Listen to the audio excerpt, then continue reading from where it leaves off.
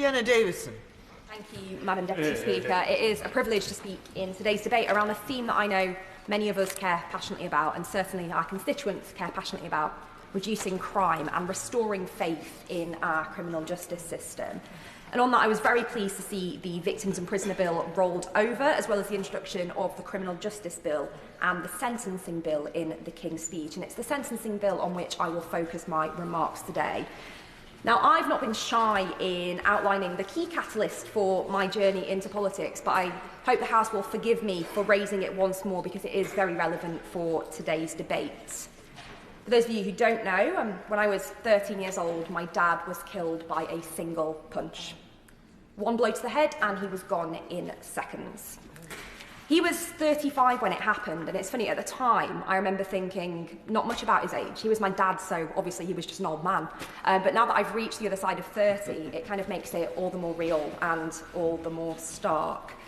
With no warning, on a cold February Friday night, he was gone, leaving behind me and my mum, and his own mother, my amazing Nan Sue, for whom my dad was her only child.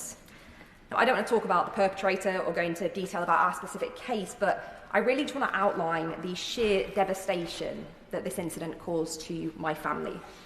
The families, the indirect victims of crime. And we may not have taken a physical blow, but the impact of the psychological blow will be with us for life, a true life sentence. Now, through a lengthy chain of events that followed, I had the privilege of being elected to this place and have made it my mission to raise awareness about the impact of single punch assaults.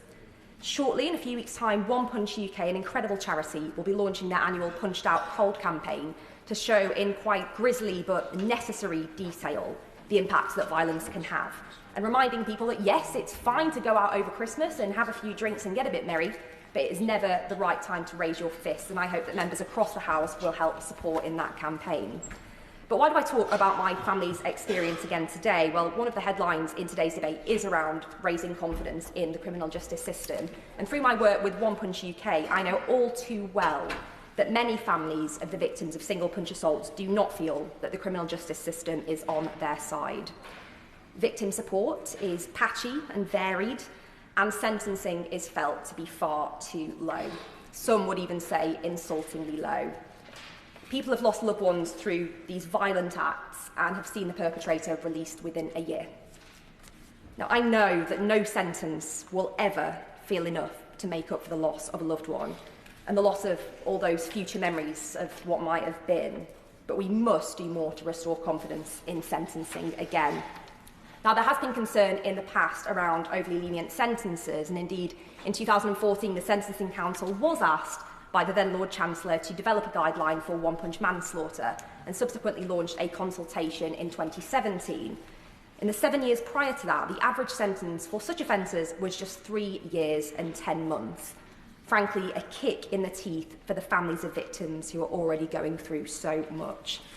The new guidelines eventually came into force on the 1st of November 2018, but in my view still, sadly, do not go far enough. For single punch assaults, the lowest possible sentence in the guidelines is just 12 months. 12 months where a life has been taken and where the families of victims do go through a life sentence.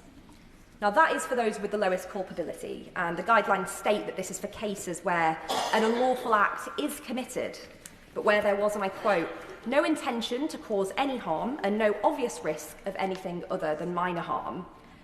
But I think many across the House would agree with me that that in itself is deeply flawed, because when throwing a punch, there is always an obvious risk of serious harm. And I and many one-punch assault campaigners I work with believe that sentencing for such assault should properly reflect that risk. So it is time for new thinking.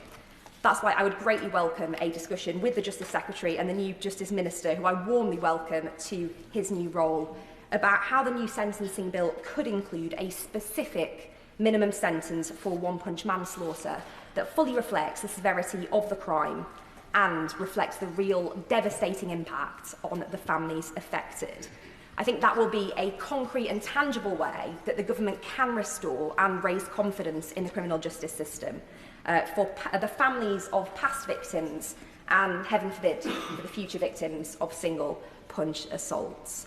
I have a little bit of time left, so more broadly, I would join the Chair of the Select Committee in welcoming the pragmatic approach being taken by the Lord Chancellor on sentencing, with the most serious offenders rightly spending more of their sentence behind bars for the sake of public protection, but whilst also focusing on the very real need for rehabilitation for lower-level offenders to frankly prevent petty criminals losing their own lives to a vicious cycle of reoffending and incarceration. We know that criminal justice and social justice go hand in hand, so I'm very pleased that the Ministry of Justice are taking such a pragmatic approach there. And I do look forward to supporting the Lord Chancellor and the entire Justice team on this legislative agenda moving forward. Yes. Now, Sean. Madam Deputy Speaker. In today's King's Speech, I'll